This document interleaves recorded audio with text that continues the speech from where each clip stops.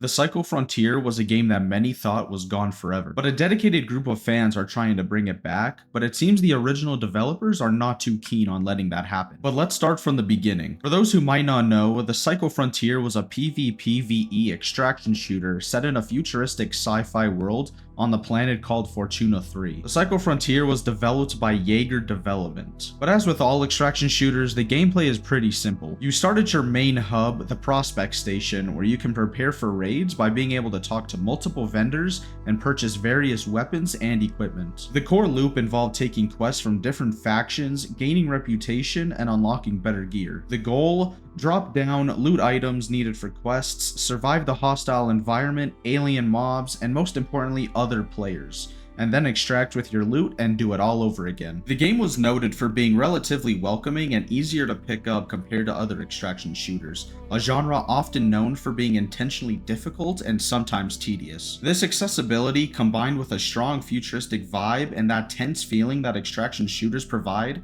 is likely why it resonated with so many people. But despite the game being well received, the Psycho Frontier didn't last. The game didn't hold sustainable player counts and ultimately shut down on September 27th, 2023. The game suffered from initial stability issues and a very prominent cheating problem at launch, which is particularly frustrating in extraction shooters where you risk losing your gear. While the developer Yager eventually implemented a proper anti-cheat and fixed stability issues, the damage was already done. Players had moved on, the player count never recovered, and then led to the game's end. But this is where the story gets interesting. For the last 4 months, a small group of hardcore fans have been working on a revival project called the Psycho Reborn. These are volunteers working for the love of the game, not trying to sell anything, partly to avoid making any legal situation worse. Their motivation isn't just nostalgia, it's also about game preservation and preventing these experiences from being lost media forever. Unlike older physical media, live service games usually vanish completely once the servers are pulled, which is unfortunate that games are almost all following this model. But there's clearly massive interest in this revival. Just looking at the community Discord server, there are hundreds of new users joining daily. The team behind the Psycho Reborn has already made impressive progress by getting a working single player mode running in just 4 months, which is the gameplay you are seeing. But there are plans to add multiplayer later this year.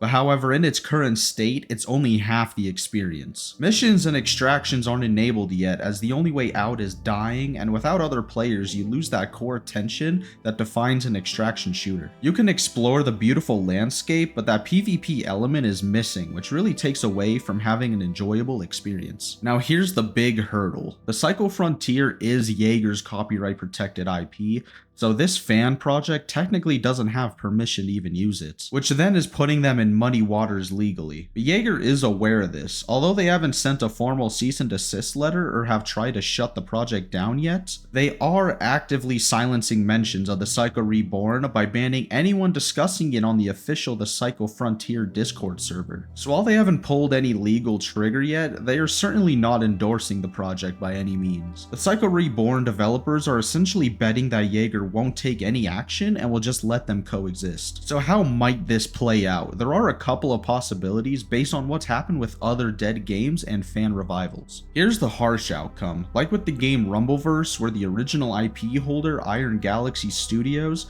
sent a cease and desist to a fan revival project, effectively shutting it down. Sometimes developers just want the game buried, and this is a stark reminder that the original developers hold the legal rights, and these projects are really hard to remain in progress. On the flip side, you could see something like Toontown Rewritten. Disney hasn't officially endorsed this fan revival of Toontown Online, but they also haven't taken it down. As long as the fan project isn't monetizing the game, Disney seems to be letting it operate. Yager could potentially take this approach, either ignoring the project or even finding a way to get involved. Ultimately, the future of the Psycho Reborn is uncertain. It's a passionate effort fueled by players who loved the game and want to preserve its experience. They have made some incredible progress already, but they are operating in the shadow of Yager's legal rights, and their seemingly mixed reaction with being aware of the project and silencing discussion of it, but so far with no legal action, we'll just have to wait to see what happens. But if you made it to this point in the video, thank you so much for watching, and I do want to quickly say I'm sorry for being gone for a bit. I was in the middle of moving and not having stable enough internet to create videos, but I am all settled now and I am able to get back to making videos for you guys. But let me know if you guys enjoyed the Psycho Frontier and if you're looking forward to this revival project. Leave a like if you enjoyed and consider dropping a sub for more videos in the future, and I'll see you guys in the next one.